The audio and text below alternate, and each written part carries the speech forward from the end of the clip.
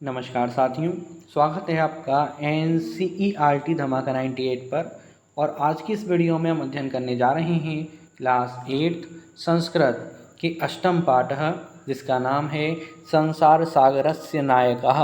और अगर आप इस पूरी वीडियो में अंत तक बने रहते हैं तो हमारी 100% गारंटी है कि आपको अपनी ज़िंदगी में कभी भी इस चैप्टर की रिवीजन की ज़रूरत नहीं पड़ने वाली है, क्योंकि इससे संबंधित जितने भी हमारे संस्कृत के वर्ड होंगे उनको हम शुद्ध हिंदी भाषा में कन्वर्ट करके समझने वाले हैं। और आगे बढ़ने से पहले ये जो हमारा चैप्टर का नाम है संसार सागरस्य नायकः, इसका हिंदी में क्या अर्थ होता है ये भी हमें जानना अति आवश्यक है।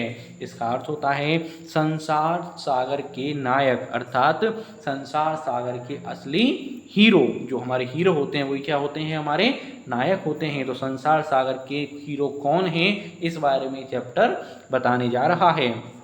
और आगे बढ़ने से पहले अगर हम इसका पाठ परिचय पढ़ लेंगे तो हमारे आगे तक के लिए बढ़िया रहेगा, क्योंकि अगर आपको इसका पाठ परिचय पता होगा तो आपको ये जानकारी हो जाएगी ये चैप्टर क्यों और किसके द्वारा रचित है। तो प्रस्तुत पाठ अनुपम मिश्र की कृति आज भी खरे हैं तालाब के संसार सागर के नायक नामक अध्याय से लिया गया है। इसमें विलुप्त होते जा रहे पारंपरिक ज्ञान, कौशल एवं शिल्प के धनी गजधर के संबंध में चर्चा की गई है।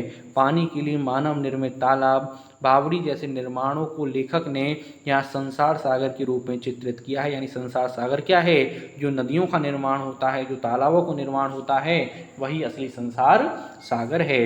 अब चलेंगे हम अपने पाठ की ओर कि अर्थात कि कौन आसन थे ते, अर्थात वे अज्ञात नामानः, अर्थात अज्ञात नाम वाले। अज्ञात मतलब जिसका पता ना हो, और नामान मतलब नाम वाले, अर्थात वे अज्ञात नाम वाले कौन थे। शतक सहस्त्रः, शतकः अर्थात कि सैकड़ों, सहस्त्रशः हजारों, तड़ागः तालाब, सहसेव अचानक ही, शून्यात ना शून्य से, ना मतलब नहीं, प्रकटीभूता प्रकट हुए, अर्थात ये जो आज के समय पे हम सैकड़ों और हजारों तालाब देखते हैं वो अचानक ही शून्य से तो प्रकट नहीं हो गए, अचानक से ही तो नहीं आ गए। इमे एव तड़ागा, अर्थात इमे ये, एव ये ही, तड़ागा तालाब, अत्र यहाँ, संसार सागरः संसार सागर, इति हैं अर्थात ये तालाब ही यहाँ पर संसार सागर कहे गए हैं। इनके बिना संसार सागर संभव नहीं है। अगर तालाब ही नहीं होंगे तो कुछ भी संभव नहीं है। यही पूरी दुनिया में संसार सागर हैं। एतेषाम इनके, आयोजनस्य आयोजन के, नेपथ्य पर्दे के पीछे, बेसिकली नेपथ्य का मतलब होता है पर्दे के पीछे, परंतु इसके सेंस के अकॉर्डिंग यहाँ पे हम बोलेंगे केवल पीछे, अर्थात इनके आयोजनों के पीछे निर्माण परित्रणाम, निर्माण करवाने वालों की, जिन्होंने तालाब का निर्माण करवाया था, एक कम अर्थात इकाई, निर्माणतगा निर्माण करवाने वालों की, चा मतलब और, दशकम अर्थात दहाई, आसित थी, अर्थात इनके आयोजन के पीछे निर्माण करवाने वालों की इकाई यानी सिंगल यूनिट में थे।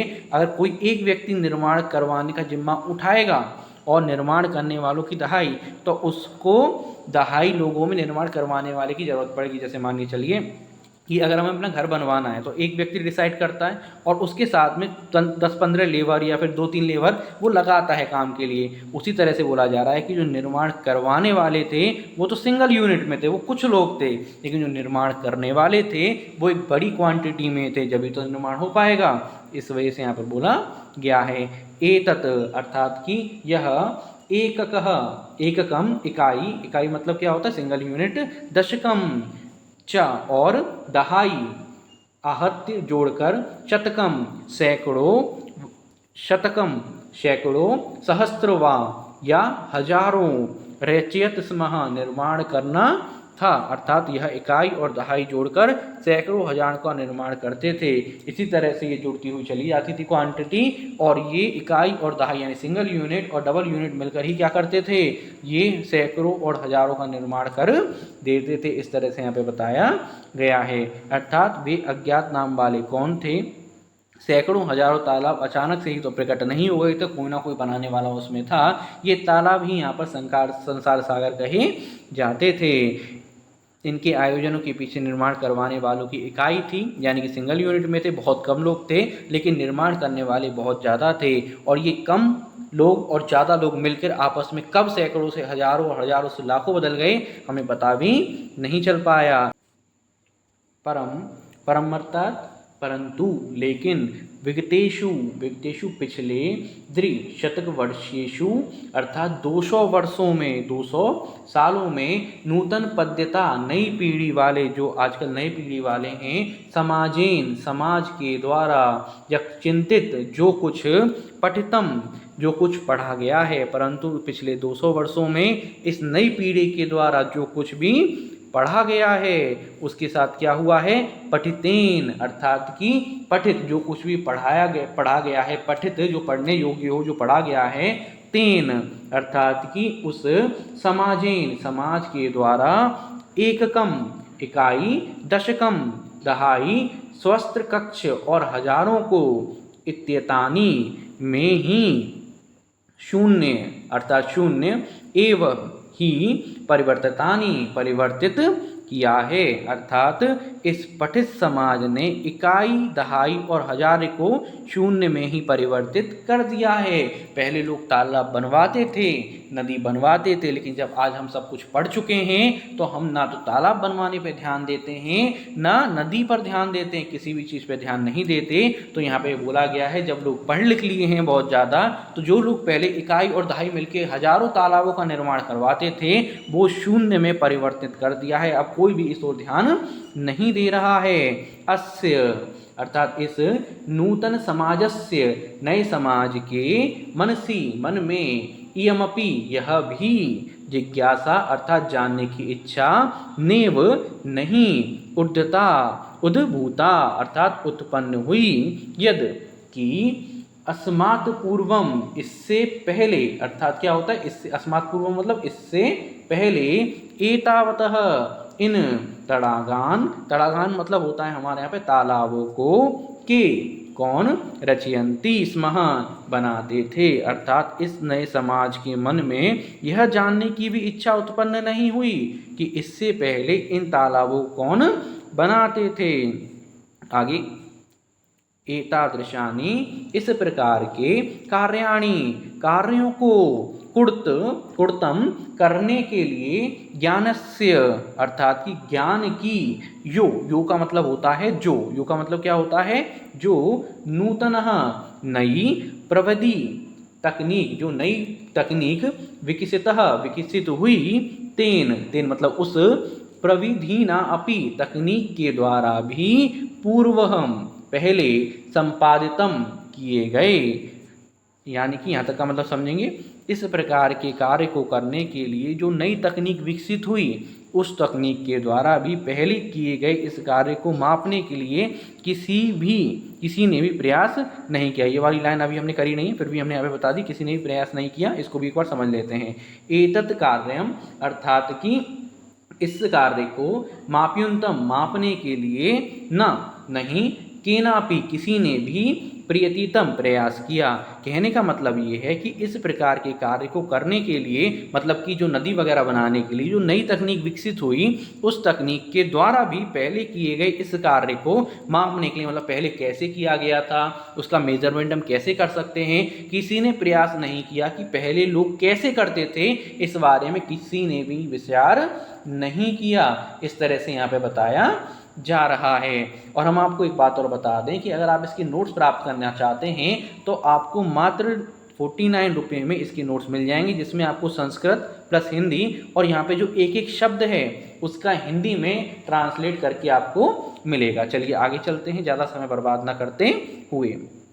आगे है हमारे यहाँ पर अद्य मतलब कि आज, ये का मतलब यही होता है अज्ञात नामान, अज्ञात नाम वर्तन्ते वाले हैं, यानी कि आज के समय में जो पिछले लोग काम करते थे वो अज्ञात नाम वाले हैं, कोई भी उन्हें नहीं जानता ये कौन थे। पुरा मतलब पहले, ते का मतलब होता है वे, पहले वे बहुप्रचिता बहुत प्रसिद्ध थे, बहुत प्रसिद्ध थे। आसन, आसन का मतलब क्या होता है? थे। आज ये लोग अज्ञात नाम वाले, क्योंकि कोई भी इनको नहीं जानता।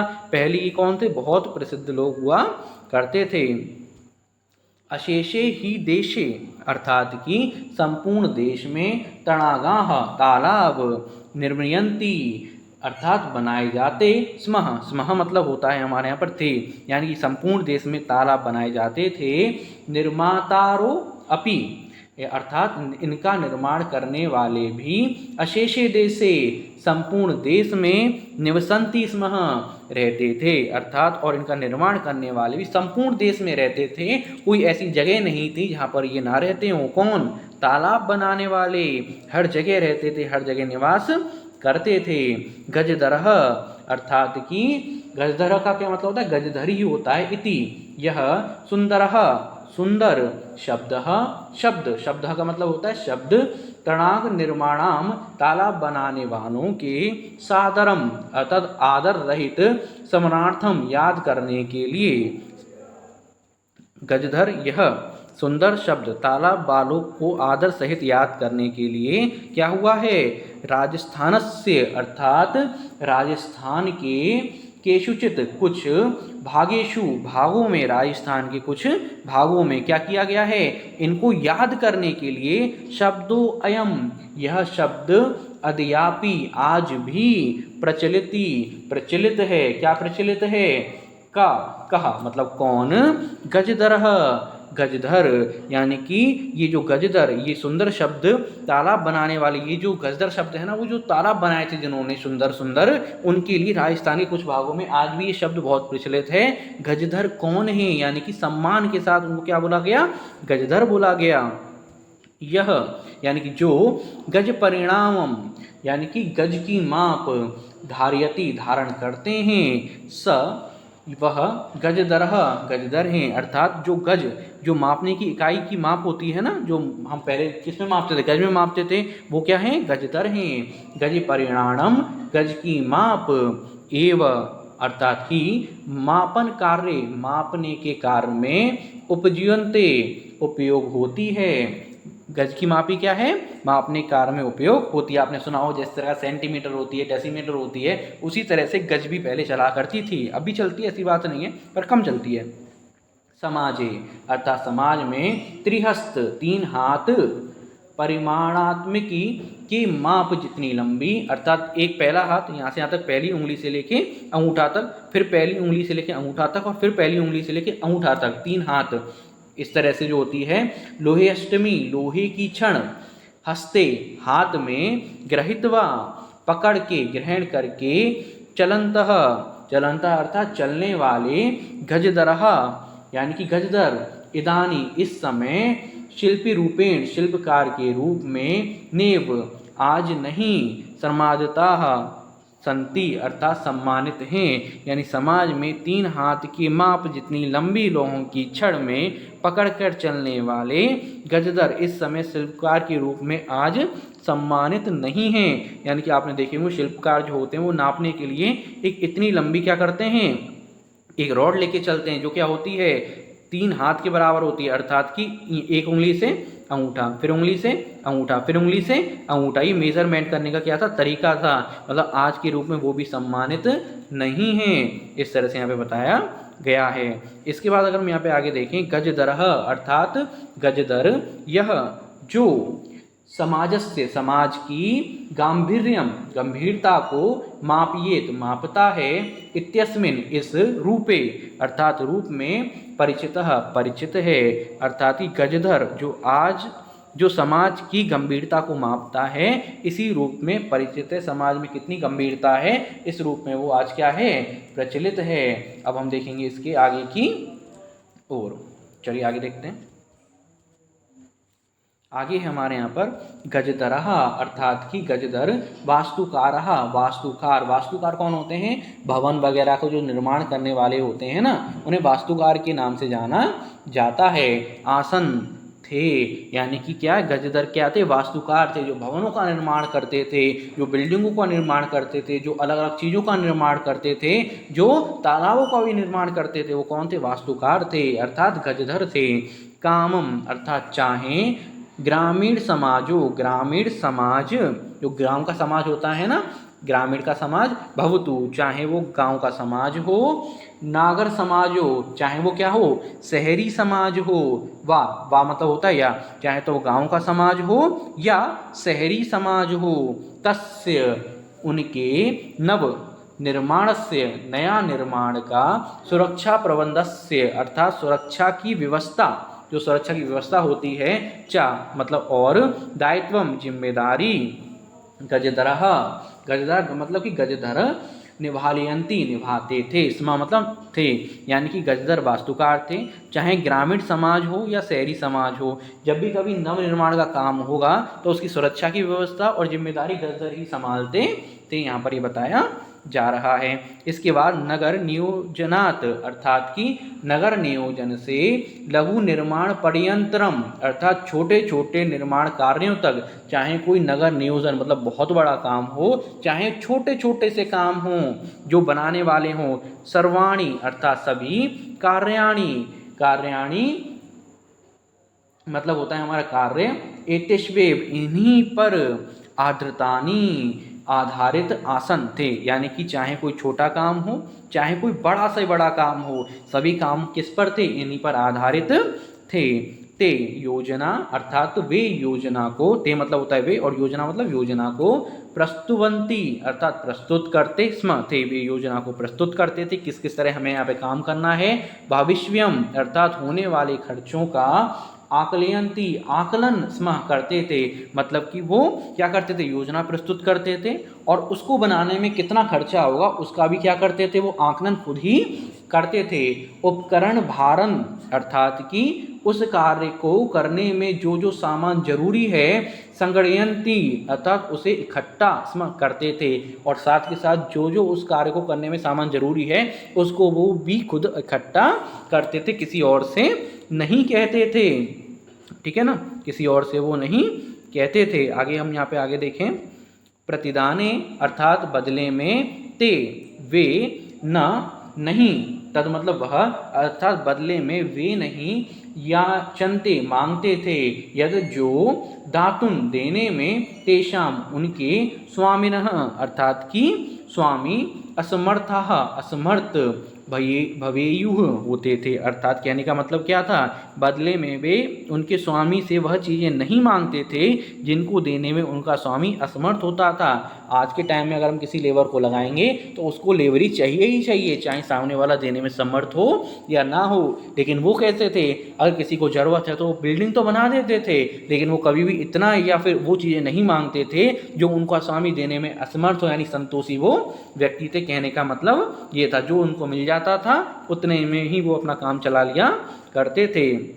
कार्य समाप्तो अर्थात कार्य की समाप्ति पर, वेतनानी वेतन के, अतिरिक्त वेतन के अतिरिक्त, गजधरेव्य गजधरों को, सम्मान भी, प्रतीयते दिया जाता स्म था, अर्थात कि जब काम ओवर हो जाएगा तो सम्मान तो उनको मिलेगा ही मिलेगा, मतलब वेतन तो मिलेगा ही मिलेगा, लेकिन वेतन के साथ में उन्हें सम्मान भी दिया जाता था, जो आज के टाइम पर संभव नहीं, आज के टाइम में कोई किसी को सम्मान नहीं देता। लास्ट में बोला गया नमः अर्थात कि नमन है, एतरा दृश्यभ्य ऐसे, शिल्पभ्य शिल्पकारों को, अर्थात नमन है ऐसे शिल्पकारों को। दोस्तों इसी के साथ ही पूरा चैप्टर पूरी तरह कंप्लीट होता है। कोई भी आपको डाउट हो आप हमें कमेंट कर सकते हैं। चैनल को सब्सक्राइब करना बिल्कुल भी ना भूलें, बेल आइकन पे क्लिक करना बिल्कुल भी ना भूलें। क्लास फर्स्ट से लेकर 12th तक के सभी सब्जेक्ट आपको प्रोवाइड कराए जाते हैं, साथ में कॉम्पिटेटिव एग्जाम की तैयारी कराई जाती है। अपने से छोटों को अपने से बड़ों को इस चैनल के बारे में बताना बिल्कुल भी ना